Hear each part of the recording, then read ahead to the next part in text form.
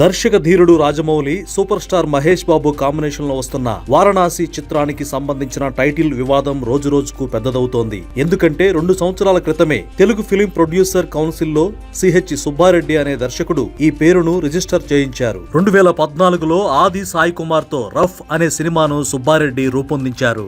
Ramoji film సిటీలో జరిగిన globe trotter event లో రాజమౌళి టైటిల్ ను వారణాసి అంటూ ఆవిష్కరించారు. అన్ని భాషల్లో వారణాసి అనే టైటిల్ ను జక్కన్న టీం ప్రకటించింది. ట్రైలర్ చివర్లో మాత్రం ఎస్ఎస్ రాజమౌళిస్ వారణాసి అంటూ పేర్కొంది. దీన్ని బట్టి తెలుగులో టైటిల్ మార్చడానికి అవకాశం ఉందా, లేదంటే సుబ్బారెడ్డితో చర్చించి టైటిల్ ను తీసుకుంటారా అనే విషయంపై స్పష్టత రాలేదు. ఈ టైటిల్ ఆవిష్కరించడానికి ముందే సిహెచ్ సుబ్బారెడ్డి రామభక్త హనుమ క్రియేషన్స్ పేరుతో సినిమా తీస్తున్నట్లు ప్రకటించి వారణాసి పేరుతో ఫస్ట్ లుక్ కూడా విడుదల చేశారు. తాజాగా ఆ టైటిల్ తనదే అంటూ రిజిస్టర్ చేయించిన లేఖను విడుదల చేశారు. 2025 జూలై 24 నుంచి 2026 జూలై 23 వరకు టైటిల్ సుబ్బారెడ్డిదే. తర్వాత రెన్యువల్ చేయించుకోవాలంటే సినిమా షూటింగ్ జరిగినట్లు తగిన ఆధారాలు సమర్పించాలి. అప్పుడు టైటిల్ ను వారికే రెన్యువల్ చేస్తారు. అయితే ఈలోగానే జక్కన్న టీం సుబ్బారెడ్డిని సంప్రదించే అవకాశం ఉంది. రాయల్టీ ఎంత అడిగినా రాజమౌళి చెల్లించగలడు. ఎందుకంటే వారణాసి అనే టైటిల్ ఇప్పుడు ప్రపంచవ్యాప్తంగా అభిమానుల్లోకి చొచ్చుకుపోయింది కాబట్టి.